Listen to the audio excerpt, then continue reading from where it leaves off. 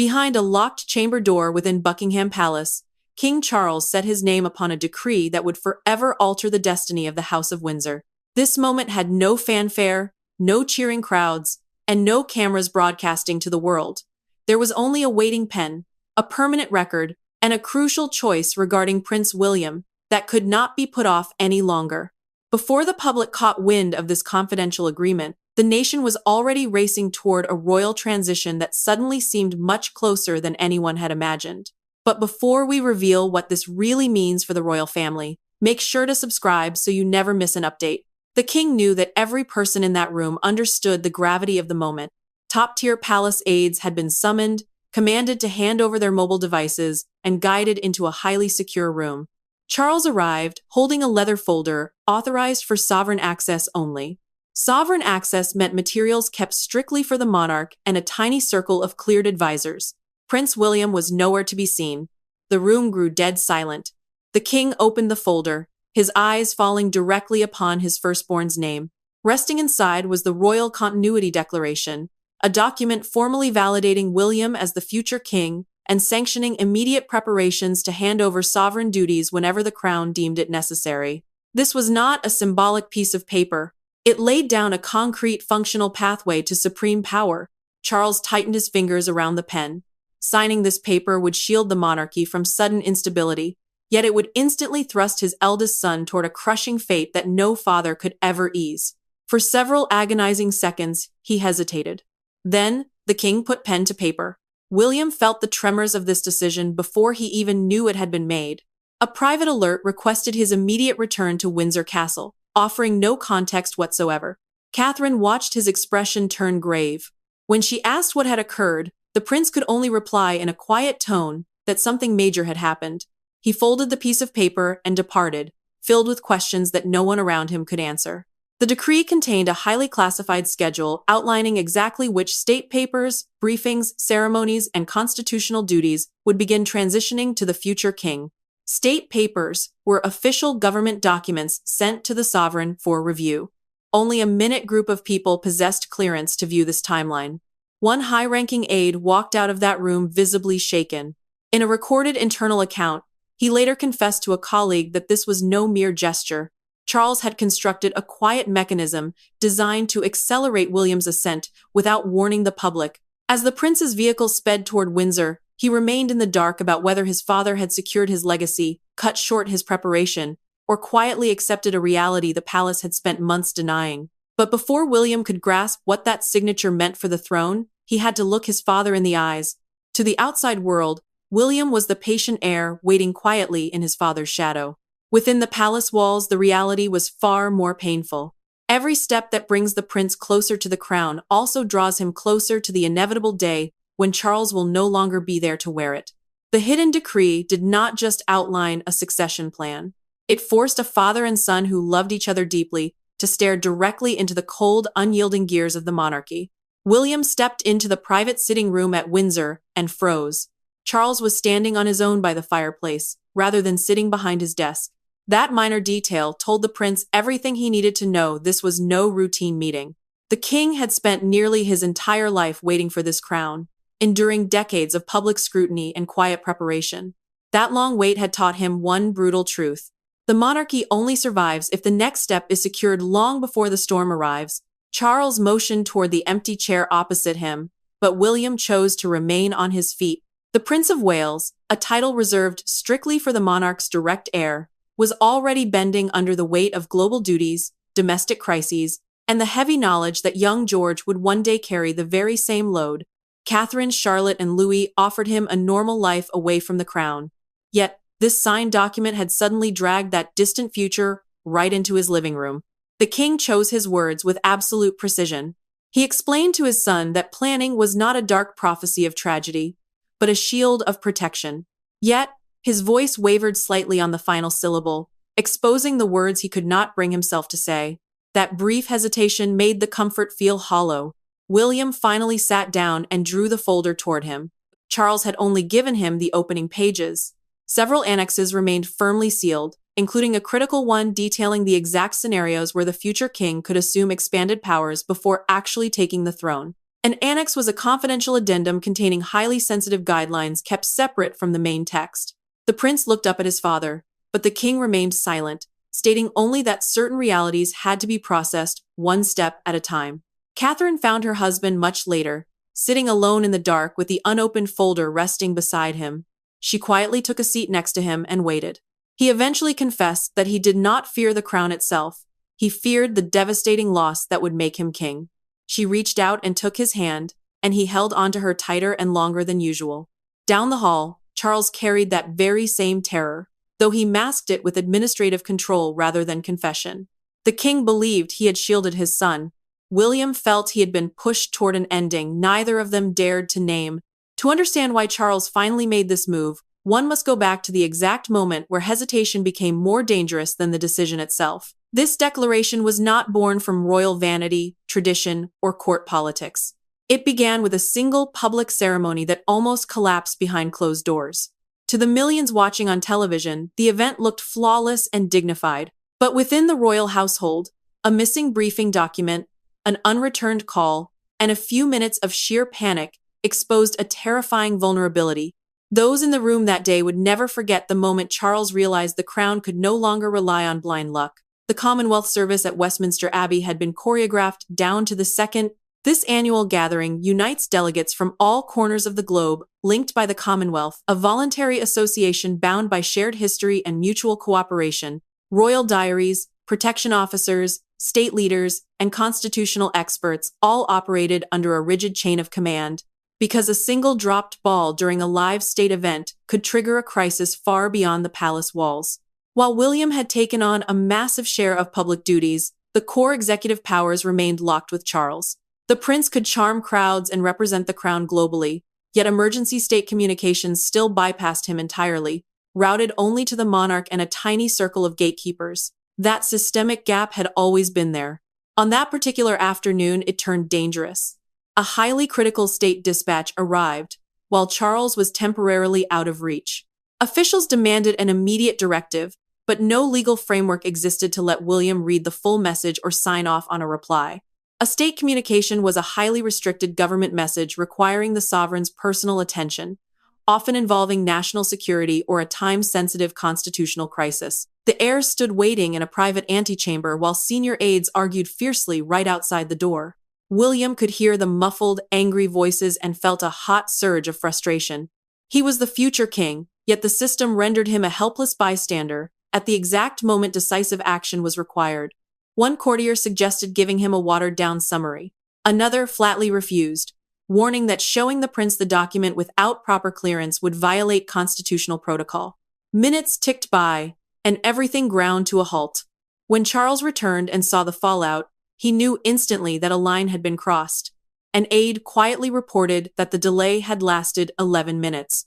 The king closed his briefing folder, ordered everyone out of the room except his son, and waited until the door clicked shut. He then looked at William and apologized. The prince was being asked to carry the public weight of the monarchy while being denied the actual power to run it in private. That very night, Charles summoned the Cabinet Office liaison and his top constitutional lawyers. The liaison acted as the secure, direct bridge between the royal household and senior government ministers. The king ordered them to draft a continuity instrument, a legal mechanism allowing critical duties and intelligence to flow seamlessly during any disruption. The initial draft was overly cautious. Charles rejected it immediately. He demanded stronger authority, wider access, and a plan that would operate before the next crisis exposed them again. William would eventually trace everything back to Westminster Abbey. And when he discovered the truth, gratitude was the last thing he felt. William did not thank his father for securing his path to the throne. Instead, he demanded to know why such a massive decision had been made in complete secrecy, inside a locked study at Windsor Castle, with no staff, no advisors, and no other family members present. The heir to the throne threw the signed declaration onto the table between them. Charles had prepared himself for worry. He had not prepared himself for fury. What followed was not a polite constitutional debate, but a raw collision between two men facing loss, duty, and truths that could no longer be ignored. William had spent his entire adulthood knowing the crown would eventually be his. He had never tried to escape that fate, but he believed any genuine transition of power should be a joint journey, not a finished deal handed down to him in secret. This declaration had turned distant preparation into immediate, sweeping action. It changed what documents he could view, what state meetings he could run, and how quickly the ultimate power could slide into his hands. Charles, however, saw the secrecy as an act of protection. The king believed that public knowledge of this document would spark national panic. An abdication meant a monarch formally giving up the throne, and Charles feared that any open planning would be twisted by the media into rumors that he was stepped down or was too ill to continue. But William saw it differently. His father had made the defining decision of his life without his input. The prince pushed back his chair, slid the pages directly under Charles's eyes, and held his gaze. "Did you sign this because the institution genuinely needs me?" William asked, "or because you know you cannot carry on?" Charles reacted instantly, declaring that a king does not wait for a catastrophe before securing the line of succession. Succession was the legal transfer of the crown from one sovereign to the next, and any instability surrounding it could destabilize the entire government. William fired back that a father should not hide life-altering decisions from his own son. The room fell into a heavy silence. Charles finally broke, admitting that the 11-minute delay at Westminster Abbey had terrified him. For those 11 minutes, he saw a vision of a paralyzed monarchy, an unavailable king, and an heir legally forbidden to act. He could not allow that vulnerability to exist for another day. William flipped open the sealed pages and realized just how far the machinery had already moved. The document authorized him to receive highly classified sovereign briefings and to preside over specific cabinet meetings when approved by Charles. Classified sovereign briefings were restricted government updates reserved exclusively for the monarch, containing critical national security data. The transition was no longer a future scenario. It was actively happening. As Charles watched his son absorb the reality, he delivered one final revelation. He had not designed these heavy measures alone. Someone very close to them had pushed him to go even further, arguing that family affection could not stand in the way of national survival. William thought he was fighting his father's personal fear. He was about to find out a much larger force was pulling the strings. Every major royal decision appears to originate with the monarch, but the throne is always shaped by voices that stay entirely out of the spotlight. This secret decree was no different. Behind Charles's signature lay sharp legal warnings, intense private pressure, and one unyielding voice demanding that William be ready before the next crisis hit. The king may have held the pen, but it was someone else who forced him to face the brutal truth. Princess Anne had watched the Westminster Abbey break down in absolute silence. The Lord Chamberlain, the highest-ranking officer responsible for the smooth running of the royal household, had already launched an internal probe alongside constitutional advisors whose sole job was to keep the state functioning during times of illness, absence, or national emergency. Their report did not mince words. The system had protected the rulebook, but it had nearly broken the monarchy. Anne walked into Charles's private study carrying a detailed timeline of that 11-minute failure. She dropped it onto his desk and told him flatly that true love for William meant preparing him for the storm, not hiding him from it. The princess knew this document would not make her nephew king today. Instead, it would create an orderly transfer of knowledge, intelligence, and limited state powers. While Charles remained firmly on the throne, the king felt the sting of her words. He asked her directly if she believed his protective fatherly instincts had clouded his duty as king. Anne did not raise her voice. She simply pointed to the timeline on his desk and warned him that affection becomes dangerous when it deprives the heir of the tools he needs to rule. The king tried to push the paper aside, but she slid it right back. Anne was the one who had demanded the document's most powerful clause. In any moment of national emergency, William must receive the exact same intelligence briefing as the king. National continuity meant keeping the government and the monarchy running without a second of hesitation during a sudden crisis. The princess refused to back down. Even when Charles accused her of dragging the future too close, she stood her ground. Camilla found the king alone later that evening, still staring at Anne's timeline. Recognizing the deep exhaustion on his face, she asked what his sister had said. The queen consort listened as he explained the emergency clause, and then she asked the one question he had been running from. "Are you preparing William to take the crown? Or are you preparing yourself to let it go?" Charles could not answer. Camilla saw that this decision had cut him deeply, demanding trust at the exact point where a monarch's instinct is to hoard power. She understood his pain, but she also saw the wisdom in Anne's warning. The clause remained. William was now stepping directly into the inner circle of power, and every single person in the palace would feel the shift. Loyalties would divide, schedules would change, and access would open up. But for Camilla, this new era carried a quiet heartbreak because every step the prince took toward the throne was one step further away from Charles. The signature remained a closely guarded secret, but its impact was already sending shockwaves through the palace, and the first cracks in the old order were starting to show. The document was never publicly announced, yet the household began operating as if the transition had already occurred. William began receiving intelligence red boxes previously reserved only for his father. Senior staff changed their physical routes through the palace offices. High-level meetings that used to wait for Charles's schedule were now quietly arranged around his son's availability. No crown had been exchanged, but everyone could feel the gravity shifting. For those in the inner circle, this invisible realignment brought pride, fear, and deep personal consequences. William's private office was granted upgraded security clearance almost overnight. Important constitutional correspondence now arrived on his desk in full, rather than as brief summaries, and daily government briefings that used to be filtered by senior aides were handed directly to him. Constitutional correspondence referred to official communications regarding the monarch's legal duties, government relations, and the lawful exercise of royal authority. The palace publicly dismissed these changes as routine administrative updates, but seasoned courtiers knew exactly what was happening. The household was rehearsing for the next reign while pretending nothing had changed. Camilla walked into a scheduled briefing and stopped dead in her tracks. William was already sitting right next to Charles, with two identical classified folders resting on the table before them. The queen consort composed herself quickly and took her seat, but the moment did not go unnoticed. For years, these sessions had revolved entirely around the king. Now the prince was no longer there just to listen and learn, he was being positioned to decide. Charles noticed her reaction, but kept speaking, asking for William's input before looking to anyone else. Several officials immediately turned their attention to the future king. Camilla felt a swell of pride at the prince's calm composure, yet a deep unease tightened in her chest. She was fiercely protective of her husband's reign, and watching officials look past the king toward his heir felt like watching the end of an era begin. William carried that heavy burden back to his home long after midnight.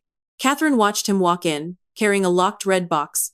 The red box was a highly secured dispatch case used to transport classified government documents to senior royals. She waited until he set it down, then gently asked what had kept him so late.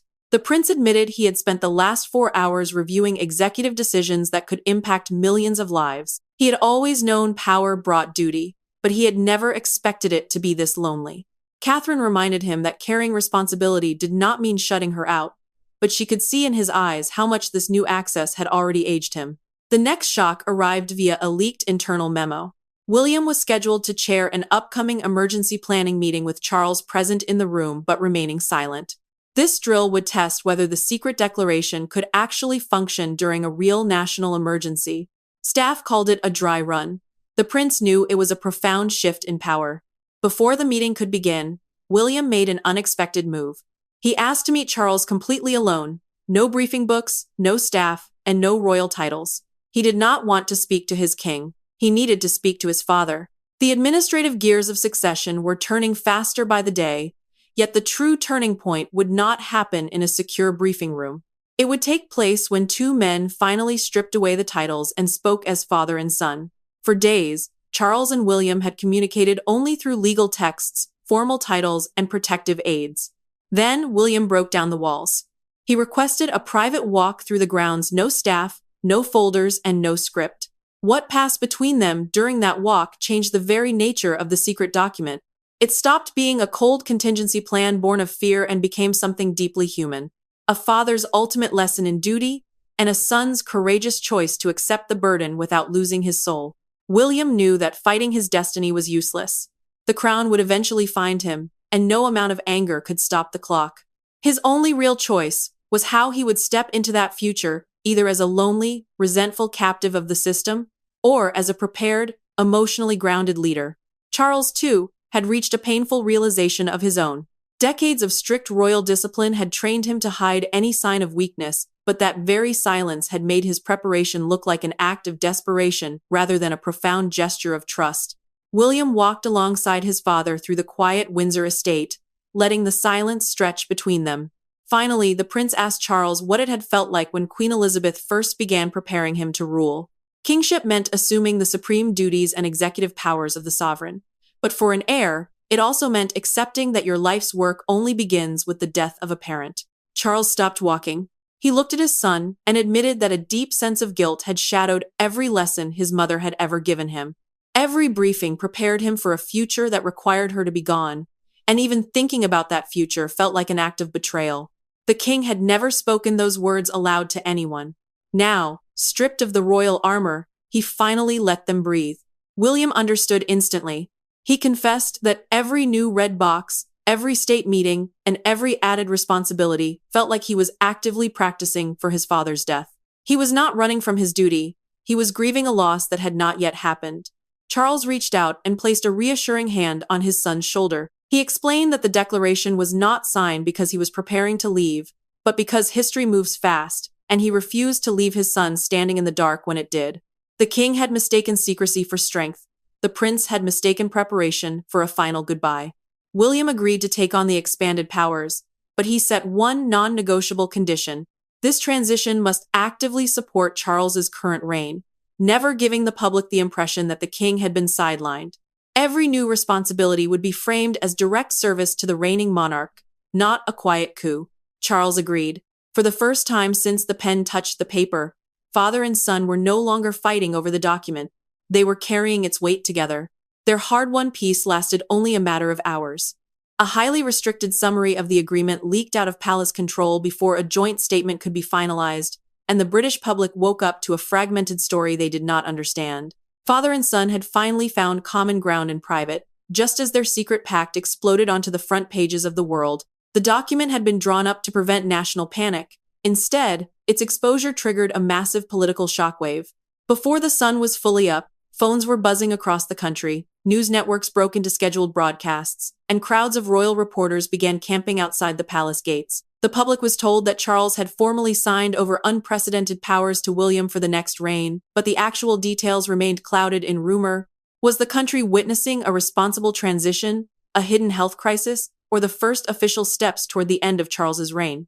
A government source confirmed via a high-level briefing that William had indeed been granted advanced constitutional preparation and direct emergency access. Within minutes, the key details of the Royal Continuity Declaration were flashing across every major newsroom. Constitutional preparation meant providing the heir with the specific intelligence, briefings, and legal powers required to keep the state running smoothly during a sudden crisis. The source repeatedly stressed that no actual transfer of the crown had taken place, but that crucial nuance was completely drowned out by the sensational headlines.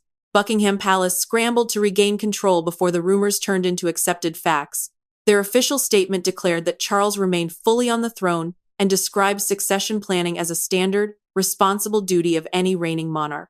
Succession planning was the official process of preparing the heir while the current sovereign continues to actively rule.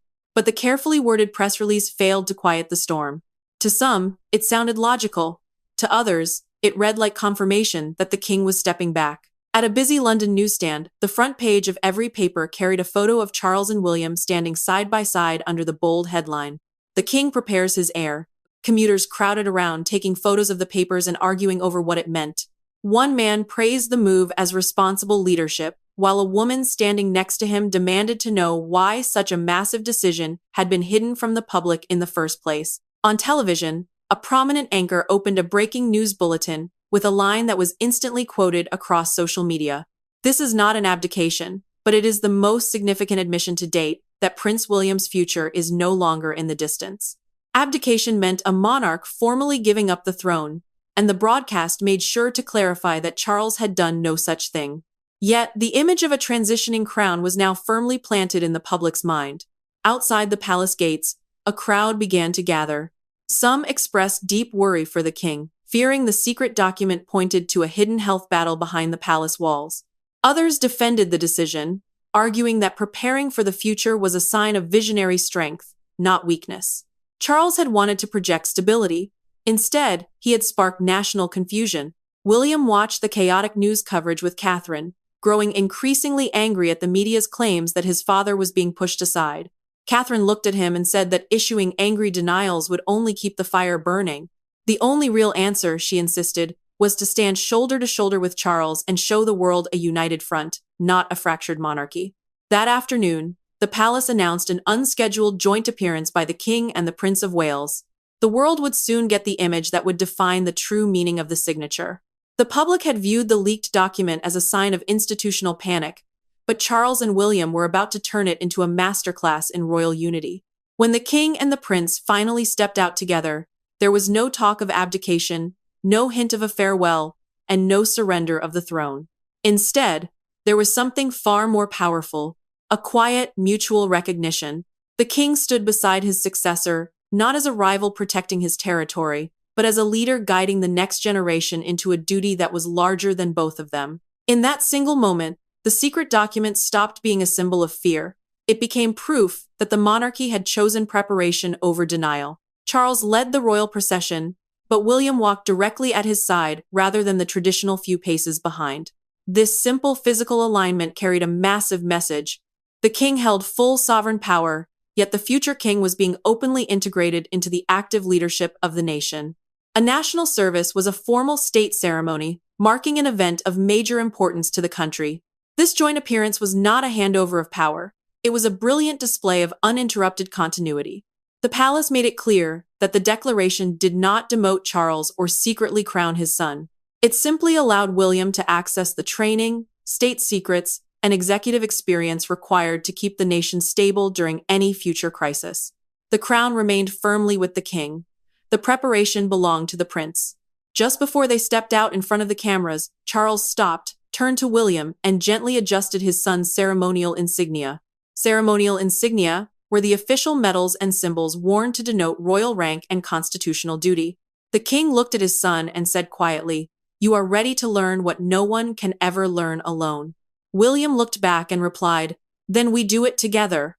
Those 6 words changed the entire narrative. Charles no longer saw this preparation as a sign of his own decline. By trusting his son in the eyes of the world, he strengthened his own position and conquered the fear that sharing power would make him look weak. The king remained the undisputed sovereign, but he was no longer carrying the weight of the future as a lonely, terrifying secret.